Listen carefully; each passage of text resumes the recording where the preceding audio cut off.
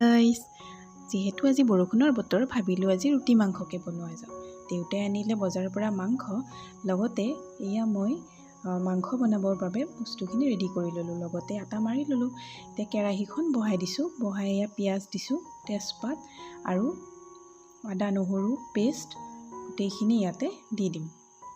মছলাখিনি দিয়াৰ পিছত এতিয়া পিঁয়াজখিনি ৰঙচুৱা নোহোৱালৈকে ভাজি থাকিব লাগিব। আৰু ইয়াৰ পিছত আমি মাংসখিনি দি দিম।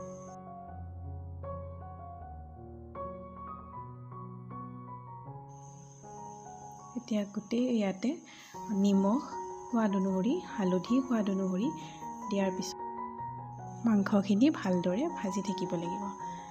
আৰু ইয়াতে জিৰা গুড়ি, গৰম মছলা আৰু শুকান মছলাখিনি ইয়াতে গৰম পানীৰ লগত মিহলাই দি দিলোঁ। লগতে এটা সৰু সৰুকৈ কাটি থোৱা বিলাহীও দি দিলোঁ। এতিয়া মাংসৰ পৰা তেল নোলোৱালৈকে এইখিনি ভাজি থাকিব লাগিব। আৰু শেষত ইয়াতে অকণমান পানী দি দিলোঁ।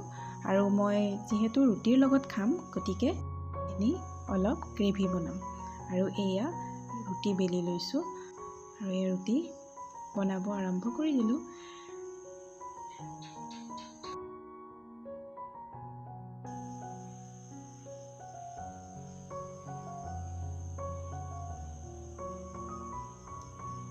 চাওকচোন ৰুটিখিনি কি ধুনীয়াকৈ ফুলিছে।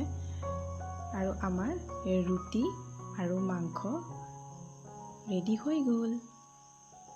আৰু এতিয়া গৰমে গৰমে পৰিৱেশন কৰোঁ। আৰু এই বৰষুণত ৰুটি মাংস খোৱাৰ মজাই বেলেগ। আপোনালোকে ঘৰত ট্ৰাই কৰিবচোন। যদি ভিডিঅ'টো ভাল লাগিছে, লাইক, কমেণ্ট, শ্বেয়াৰ, ছাবস্ক্ৰাইব কৰি